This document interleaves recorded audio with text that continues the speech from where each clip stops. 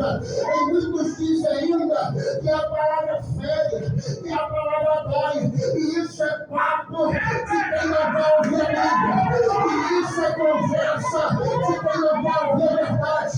Porque a minha Bíblia diz que a palavra cura, que a palavra salva, que a palavra liberta.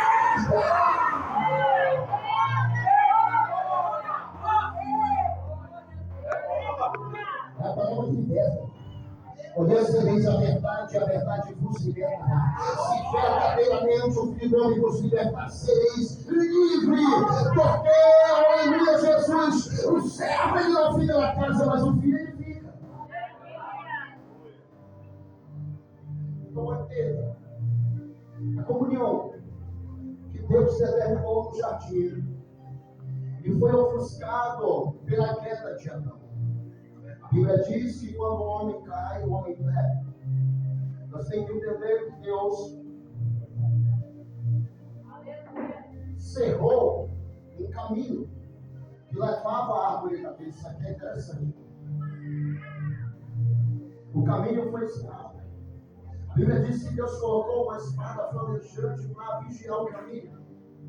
Só que o tempo ali se fechou o ciclo da vida eterna. Lê, pastor, o que o senhor está dizendo? Fechou, não. Ninguém tinha acesso mais à árvore da vida. Só que entenda, o momento que Deus quis destruir todo o homem da face da terra, ele achou alguém que estava íntegro e estava guardando ainda o conserto de Cristo. Ou seja, Noé foi aquele que foi escolhido. Então deixa eu te falar uma coisa. Não é o ambiente que faz eu pecar. Não é o ambiente que me induz ao erro.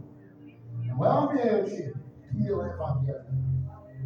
O que me leva à queda, o que me induz ao erro, o que me leva ao pecado, é a minha escolha. Lembre-se, você tem o direito de escolher. Você escolhe fugir ou você escolhe errar. Deus ele sempre determina caminho. E ele vai dizer: eu ponho diante de vós bem e o mal, a vida e a morte. Escolha, pois, a vida. Então ele dá um determinado momento de escolha para mim e para você. Então Noé escolheu ouvir a voz de Deus, preparar a arca, colocar a sua família dentro. Só que olha só, porque tem muita gente, meu pastor, que está querendo ganhar o mundo. Está esquecendo que não é porque você tem 20 anos e não ganhou ninguém, mas a família dele foi para a verdade, Jesus, glória. Não adianta perder e tentar ganhar o mundo todo, irmão. E no final de tudo você se perder. Se não dá para salvar todo mundo, luta pelo menos pela tua família entrar na presença. Luta pelo menos pela tua família entrar na arca. Então, quando eu olho para dentro dessa Bíblia, eu tenho que entender que Deus ele determinou algo para o ser humano. E essa determinação veio por intermédio de Noé, de Abraão, de Isaac, de Jacó. E quando nós olhamos para essa geração de patriarca, após o surgimento em que o povo estava cativo, em que o povo estava no Egito, Deus tira o povo por intermédio de Moisés. Eu só vou reduzir para mim chegar no livro do Habacuque. Mas você tem que entender a geração que Deus escolheu. Porque a minha Bíblia diz que Deus escolheu a nação de Israel. Ou seja, essa nação escolhida, irmão, nós não tínhamos parte nela. Você não tinha o direito de ser salvo, eu não tinha o direito de ser salvo, porque Deus determinou em chamar uma determinada nação para ser sua.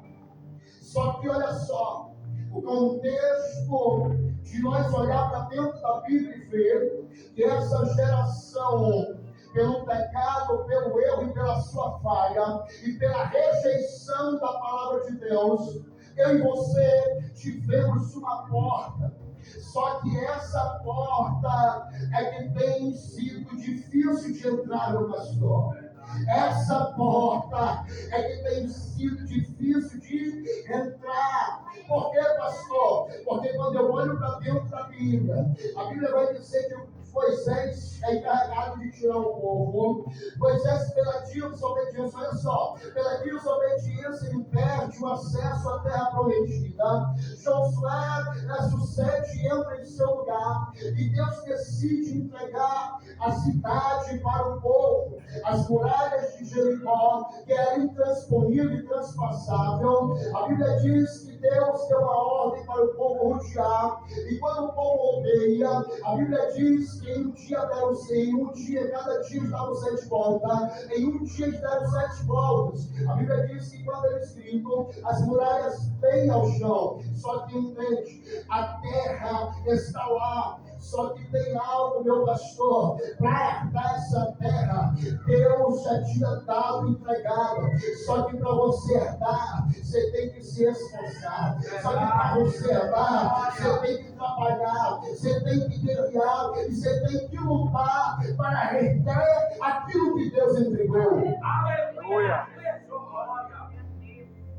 Por isso eu digo que o reino de Deus é tomado pela sua força, pelo seu esforço.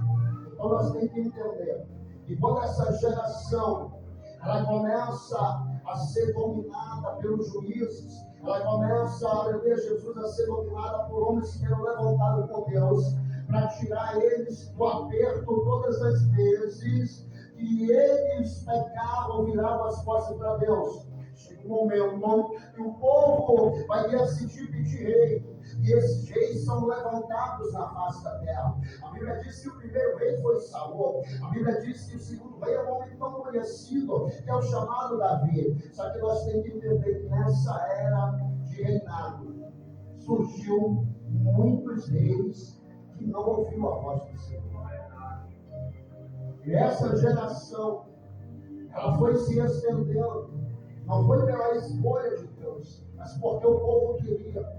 Ou seja, Deus determina que Ele seja adorado, e que todos ouçam a sua voz, e que todos escutem os seus mandamentos, e que todos tenham ouvido a sua lei. Só que entende, Deus não força você servir, Deus não força você dar glória, Deus não força você adorar. Não, deixa eu te dizer. E tem muita gente que acha, aleluia, Jesus, que Deus, aleluia, louvado seja Deus, Ele vai te forçar alguma coisa. Não. Jesus, quando Ele está à beira do poço, conversando com uma mulher, Ele vai expor para ela a sua iniquidade, só que ela vai dizer: veja que tu és um profeta, Senhor, e eu sei que vem o Messias que vai nos mostrar tudo. E Ele vai dizer para aquela mulher: eu sou o Messias, sou eu que falo contigo. Não é na montanha nem em Jerusalém que será adorado a Deus, mas porque entenda isso aqui é interessante, porque Ele vai dizer, porque o Pai procura, ou seja, Ele procura verdadeiros adoradores que adoram o Pai em espírito e verdade. Ou seja, Deus não faz adorador, você é que tem que ser adorador.